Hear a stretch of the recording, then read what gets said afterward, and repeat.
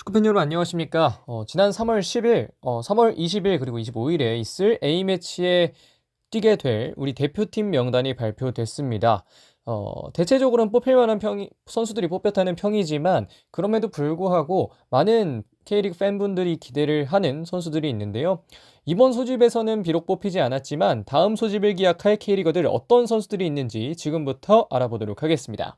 자, 3월 A매치 명단 발표를 먼저 좀 더 살펴보겠습니다. 일단 경기 일정 앞서도 말씀드렸다시피 3월 20일 목요일에 이제 오만과의 경기가 있고요. 3월 25일 화요일 요르단과의 경기가 있습니다. 두 경기 모두 이 북중미 월드컵 대비 예선이고요. 이 경기들 모두 경기 하루 전 내지는 이틀 전에 최대한 뭐라고 할까요? 이 경기 프리뷰 내지는 뭐 분석 같은 영상 만들 예정입니다. 아마 3월 20일 목요일 오만과의 경기는 19일에 올라갈 가능성이 높고요. 25일 요르단과의 경기는 뭐 월요일 정도에 올라가지 않을까 지금은 예상을 좀 하고 있습니다. 명단의 전반적인 평가를 해보자면 일단 홍명보 감독은 기존의 틀을 최대한 유지하려는 것으로 보이는데요. 실전 위주의 성향이 강해 보입니다. 왜냐하면 이게 북중미 월드컵 3차 예선 이제 하고 있는 건데 오만과 요르단 이 두 경기를 잘 치러낸다면 결국은 대한민국 대표팀이 보다 더 빠르게 이 진출을 확정을 짓고 좀 더 여유 있게 경기를 치를 수 있는 그런 상황이 발생할 수 있기 때문인데요. 실험을 하기는 어려운 상황이라고 좀 정리할 수 있겠습니다.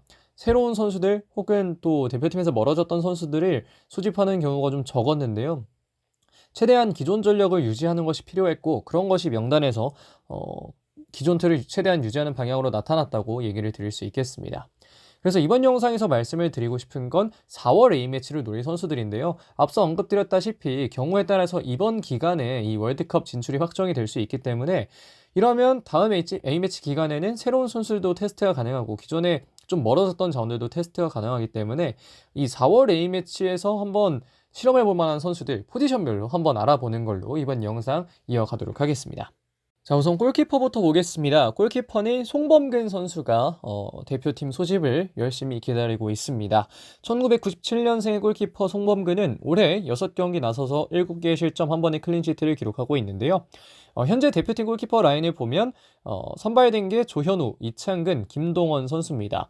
이창근까지는 어느 정도 확실한 상황이죠. 이 이창근 선수의 뭐 지난해에도 그렇고 올해도 그렇고 좋은 폼을 보여주고 있는 것 이런 것 그리고 김승규가 현재 부상으로 나올 수 없는 것 이런 상황들이 조현우와 이창근의 선발까지는 뭐 어느 정도는 가능성이 상당히 높은 정배라고 확인을 할 수가 있겠고 이런 상황에서 이제 세 번째 골키퍼로 누가 들어가느냐에 대한 경쟁이었는데요.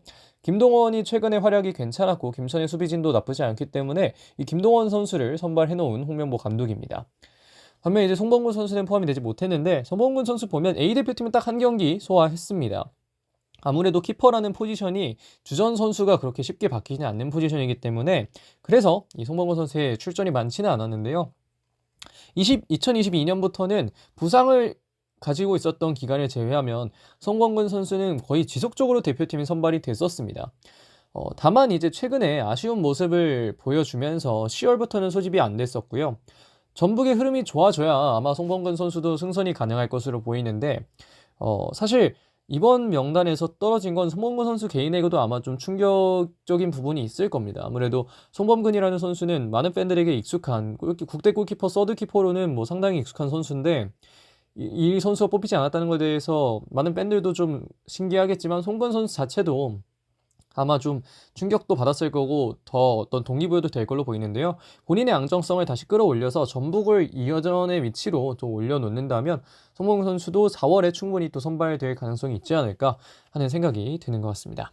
자, 다음으로 수비 부분에서는 서명관 선수를 뽑아봤습니다. 2002년생의 센터백 서명관 선수는 올해 울산이 치른 리그 4경기에 모두 선발 출전해서 풀타임 출전했는데요. 현재 대표팀 센터백 라인을 보면 선발된 선수로는 권경원, 김민재, 정승현, 조유민 선수가 선발이 됐습니다. 김영권 선수는 너무 대표팀에 가까웠어서 잘못 나왔었는데 최근 주전자를 보면 김민재, 조유민 선수가 좀 많이 나오고요. 세 번째로는 정승현, 네 번째 권경원 뭐 이 정도로 나오는 걸로 보입니다. 센터백, 풀백 모두 가능한 박승우 선수도 이 수비 라인에 들어와 있고 실제로 대표팀에서는 풀백으로 좀 더 많이 뛰었지만 어쨌든 뭐 많은 경기들에서 특히 김천에서는 센터백으로 나서고는 경우가 많기 때문에 뭐 박승호 선수까지 하면 센터백 현재 5명이 있는 상황이다 확인할 수가 있고요. 서명관의 현 대표팀 경력은 23세 이하 대표팀 황선홍호에서의 경기가 좀 가장 최근의 경력입니다. 공식 경기 7경기를 소화했었는데요. 아쉽게도 이 황선홍호가 올림픽 진출을 못했기 때문에 이 이상 뛸 수는 없었지만 어쨌든 이 연령대에서는 서명관 선수가 상당히 주목받았던 센터백이었다는 걸 확인할 수가 있는 지점입니다. 사실 대표팀 명단에 보면 베테랑 센터백들이 여전한 기량을 보여주고 있습니다. 지금 베테랑이라고 한다면 정승현, 권경원 이 라인이고 김민재와 조유미는 비교적 이 두 선수보다는 좀 어린 편인데요. 박승우 선수도 97년생이라는 점을 생각해보면 어느 정도 나이대는 되게 다양하게 한 6살, 7살 차이 이 내에서는 되게 안정적이고 괜찮은 센터백들이 많다는 생각을 좀 할 수 있겠고 그렇기 때문에 서명관은 올해 K리그1 특히 울산에서 더 안정적이고 좋은 모습을 보여야 4월에 승선이 가능하지 않을까 뭐 4월이 아니더라도 더 이후에도 좋은 모습을 보여줘야 승선 가능하지 않을까 생각이 들고요. 세대교체 자원으로 생각하려면 역시 1순위 내지는 2순위 안에 충분히 들 수 있는 센터백이라고 생각합니다.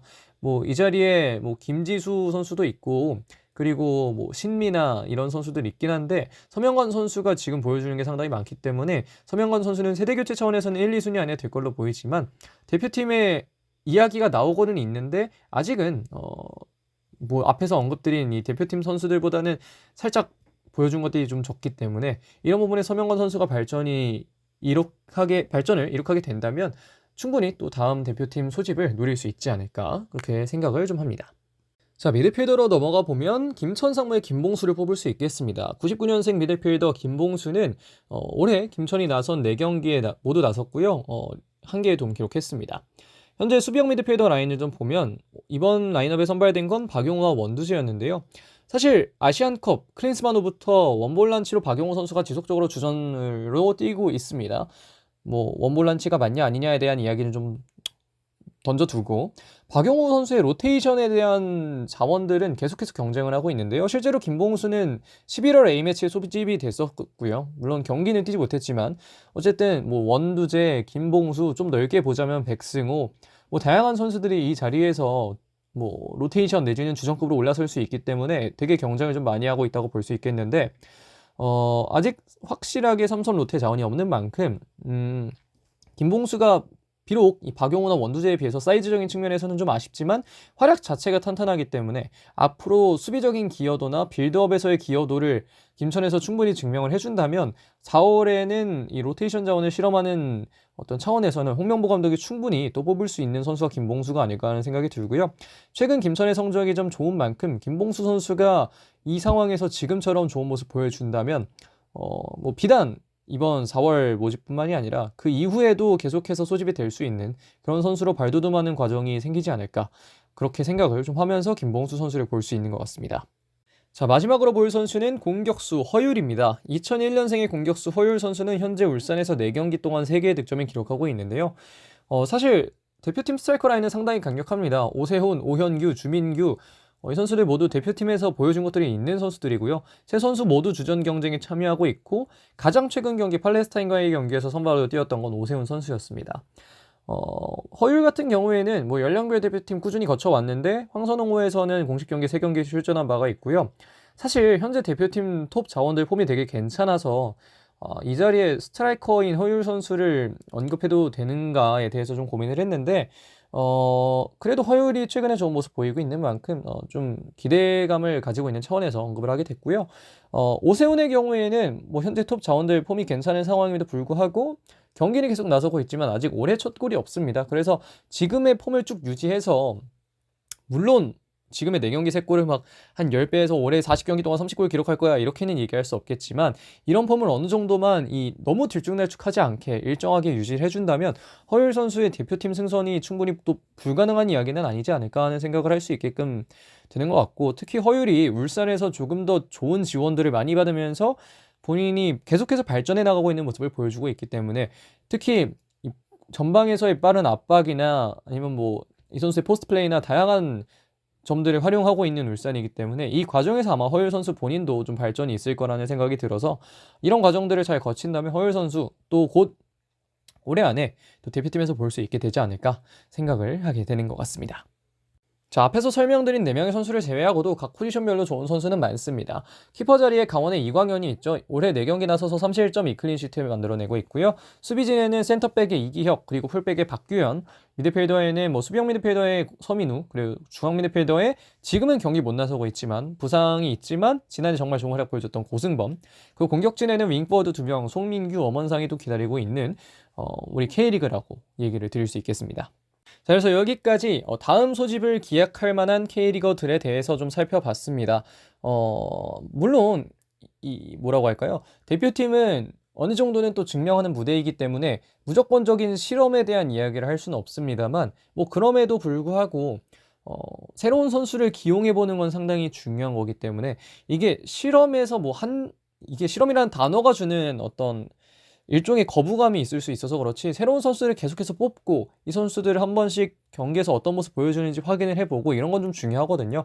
그래서 앞서 언급드린 이 여러 선수들, K리그에서도 좋은 활약을 펼치고 있는 선수들이니까 이런 활약을 이번 명단에 뽑히지 못했지만 이런 활약을 계속해서 이어가 준다면 앞으로 또 대표팀에서 볼 수 있는 선수들이 되지 않을까 하는 마음이 생기는 것 같습니다.